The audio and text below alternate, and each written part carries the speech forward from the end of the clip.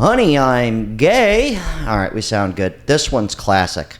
When my marriage was falling apart, he was forced to go to a marriage therapist. Oh, this one is rich, dude. Nestor, just buckle up for this one. When my marriage was falling apart with my ex-wife, I was required by her to go to a therapist. This was non-negotiable. If I did not go to a therapist, she was going to file for divorce immediately. So I found a therapist local in my area. I made an appointment. He took my insurance, and I went. At my first session, I sat down. I met the guy. He looked like the dad from Family Ties, like exactly like him. Classic. And we talk about my marriage, my relationship with my son, who was 2 at the time, her son, my stepkid, that was 8 or 9, her parents, her friends, and it was an hour and it was fine. My ex-wife was impressed. I actually went. She didn't think I was going to do it. So the second week was more the same. I just want to say before he keeps going, the moment you got to go to marriage counseling or even couples counseling, it's a fucking wrap. No offense to therapy. I'm just saying when it comes down to a couples thing, usually the therapist takes the woman's side, but this one's fucking beautiful. Not much different. But at the end of the second session, the therapist was like, next week I would like to see your wife and you together. See if you could make that happen. So I go home and I tell her, and she's like, absolutely. I can't wait. I will absolutely come with you. This is the best. I'm like, okay, great. She's got a lot to get off her chest, right? So the third session starts. The two of us are on the couch, and the therapist is asking her questions. He's not asking me anything. Right. He's like, well, why do you think your husband has a problem with your friends? She goes, well, I work with these people, and then once we're off the clock, we go out on a Saturday night or a Friday night, and when I call him and tell him I'm not going to be home to 2:30, he gets upset and tells me I'm not he's not my babysitter. He's not just watching our kid, but he's watching my kid, and I don't appreciate that. And he's like, well, you can kind of see his point. You are a married woman. And I'm like, oh. And you could see the steam coming out of her ears. And every other thing that he was talking to her about or bringing up, he was basically taking my side in. And I'm like shaking my head. I'm like, you gotta stop. Stop this. You're gonna get me in trouble. So the session ends. We're walking out in the parking lot. Right. She goes, I don't know where you found him, but he's a quack. I'm not coming back here again. Matter of fact, you probably know this guy somehow, some way. And this was a setup.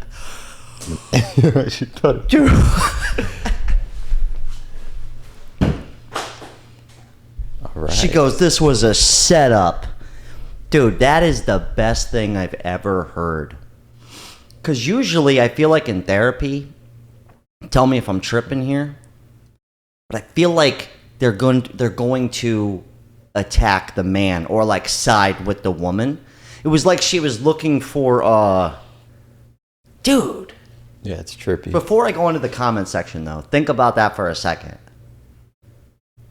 Flip it around the other way.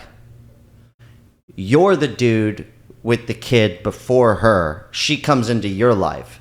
And then you go, hey, sugar, I'm going to be out. I'll be back like 2, 3 a.m. going out with the boys. Couple of hot chicks. New chick Stacy at the office. She ain't nothing. Don't even worry about that.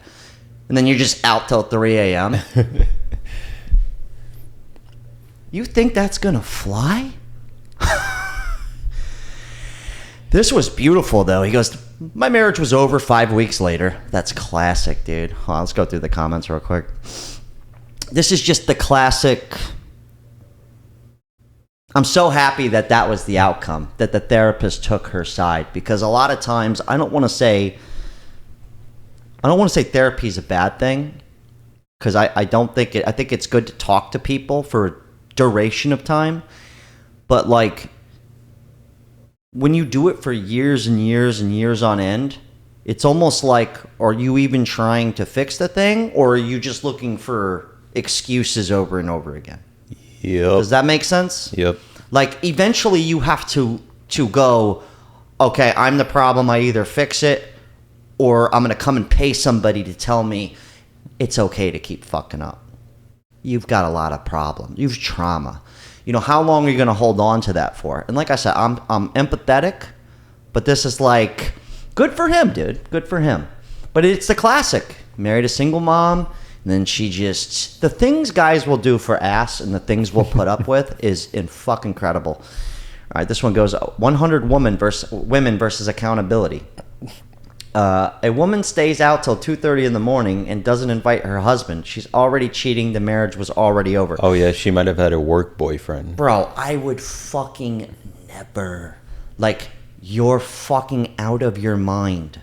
A chick I was with did that shit. She had a work boyfriend? No.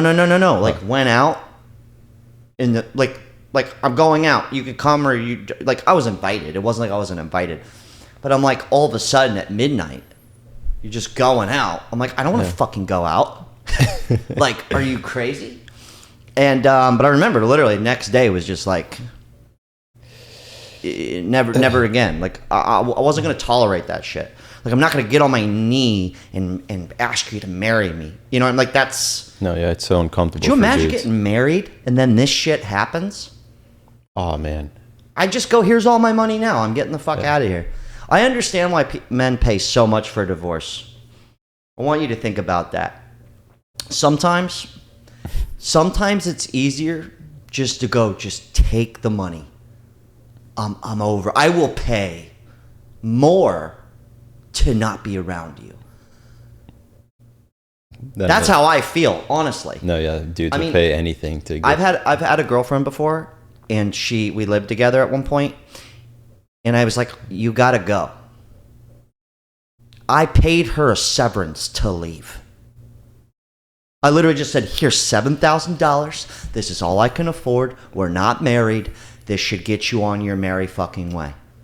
And this was back like before 2020 happened. So $7,000 was like 15 G's. Did she renegotiate? Oh, she called me.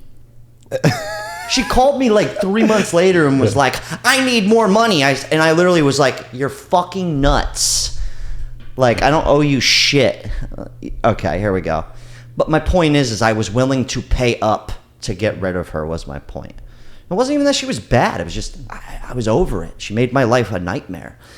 All right.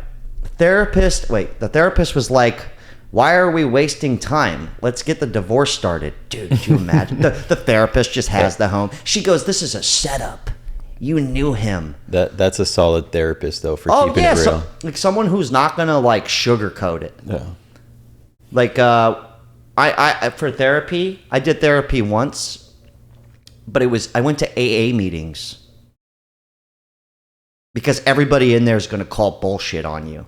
So true. And everybody in there is probably going through worse shit than you are, and they're all sharing too. But that's where I went to be like, and I would talk, and I'm like, am I tripping about this? And people are like, no. Or they'd be like, no, that's your fault, bro. You keep inviting this shit in your life. Sometimes you're the problem. And by you, I mean me. Guilty. All right. She never liked to be told no or that she was wrong. When a third party told her that, she wasn't willing to hear it, especially a stranger that's a man. Forget it. Maybe another woman could have said it a little easier. Couples therapy is bullshit. Yeah, like I said, dude. If you're in couples therapy, not even marriage counseling, if you're not even married yet and you're going to therapy, it's a fucking wrap, dude. I'm not even going to read any more of this. I'm fucking tired of it. Salute to you, brother. God damn, veteran. Anyways, hell of a talk. Actually, I'm going to be super annoying right now. My homie Chris started a YouTube channel. He's actually been on the show before. $1 Million Business Maker. It's like an actual TV show. Go give him a sub. That's the homie. He'll probably be back on the show. And I'm going to help him out and get him there because he's my friend. And I'm probably going to be really annoying about it until we get him to 1,000 subscribers. So just go fucking do it already. I'll leave the link to both these gentlemen down below. Hell of a talk. Also, welcome to the new studio. Yeah. Got crazy cousin Nestor sitting in here. This is our secondary studio. This is the lair. This is Nestor's sex dungeon. This is actually his apartment. Hi, Mom. Yeah, we didn't actually. We're still hood rich. This is in the living room right now in a shady neighborhood. It is a very diverse community From downtown. Anyway, solid talk. I'm getting the fuck out of here. I gotta call my therapist.